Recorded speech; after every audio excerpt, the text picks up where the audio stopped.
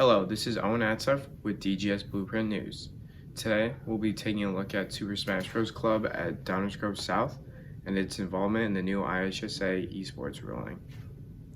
First off, we'll be talking with Club Supervisor Steven Zonovan. Exciting. I think there's a lot of sports that have always wanted to become IHSA associated.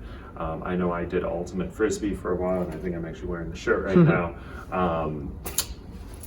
The cool thing about esports, and I think the reason why esports has been they just, I think, officially announced that IHSA is going to be adopting them, is just because all the money that's associated with it. When you look at Twitch, when you look at kids getting scholarships for esports, you get a really big aspect of why, like a kid might play football and why a kid would come out to an esports club like Super Smash Brothers.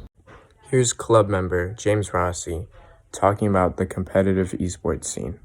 Yeah, I'm really excited because I went to the one in Lyons Township High School on Tuesday, and it was awesome seeing like all the different competitors.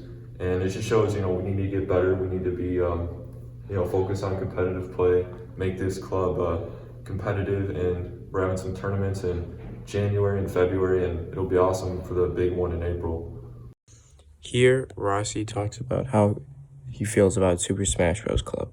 So I just am passionate for Smash Bros. This club started when I was a freshman, so I kind of just wanted to see how it was and see if my skills can, take the test, and it ended up being really good.